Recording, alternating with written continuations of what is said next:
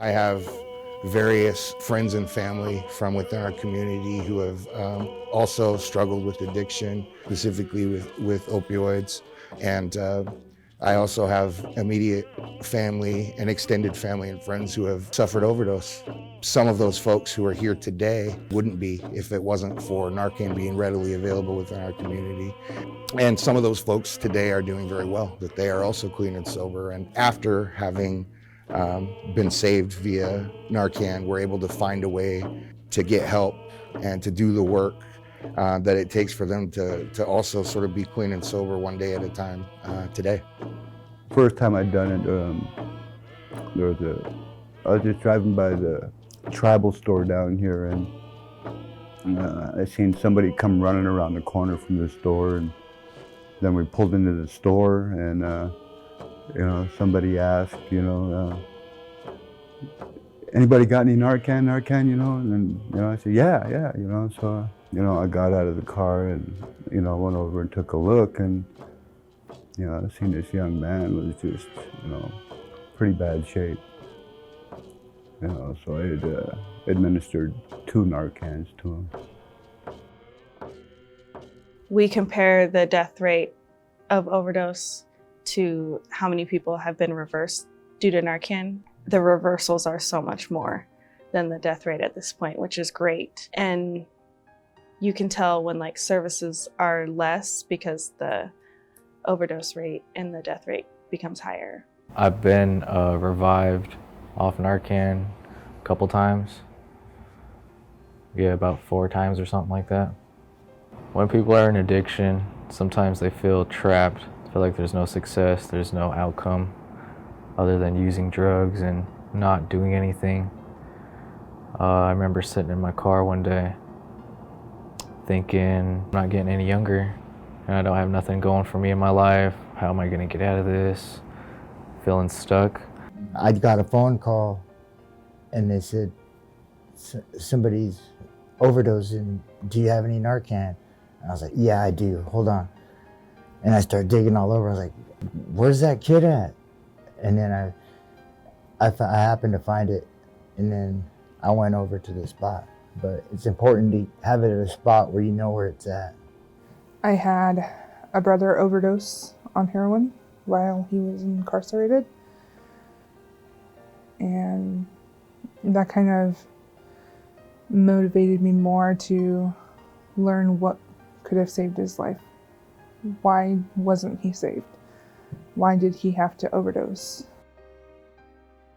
If you're overdosing and there's probably going to be drugs somewhere on the premise, in the house, or maybe in your immediate possession, nothing's going to come of that. We may take the drugs and just do what's called a case for disposal, but you won't get any new charges from having those drugs on you. So if you call and there's drugs in the room or even on you, or the person's obviously used drugs, none of you will be prosecuted for any of that. And so it's to encourage people to call and get help, and not be afraid to call us, because we want to help, but we're not going to be able to help without a call. An overdose is a quiet phenomenon, and that's actually why it's so dangerous. It looks like a person going to sleep, and they may be snoring in a very odd or loud way. Breathing slows way down and eventually stops. A person's skin tone will look different and may turn kind of ashy or blue.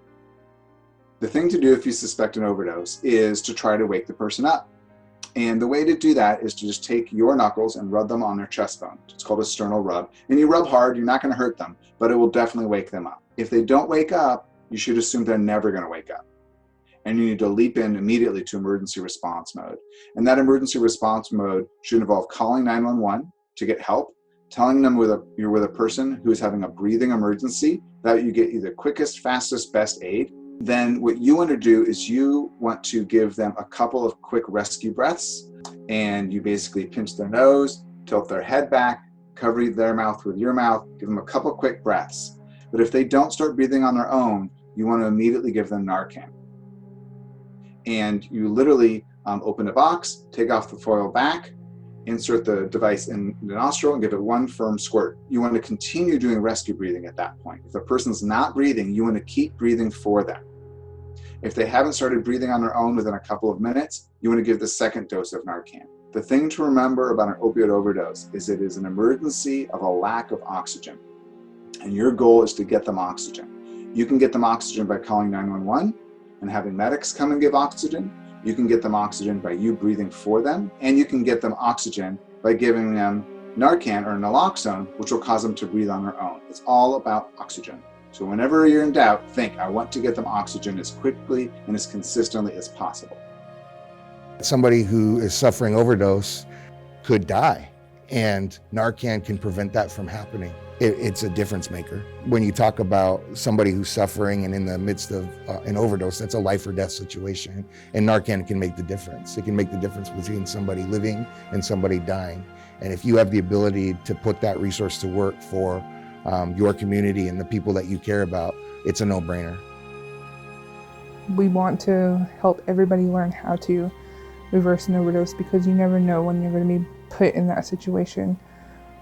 Whether or not you have addiction in your family, you could have it next door, across the street, just going to the store. I was at a stoplight the other day, and paramedics were reviving a person at the stoplight. You can still change. I ended up doing it, and now I work for my tribe, bringing people to treatment or going out and giving out Narcans. You know, with the epidemic going on, they've been doing, handing out Narcan through, through our behavioral health program, to assist in overdoses and stuff, for the safety precautions. If somebody wanted to get Narcan, they could just go to the Muckleshoot pharmacy and ask for it, or they could come into Muckleshoot Behavioral Health and ask the front desk, and one of us would get it for them.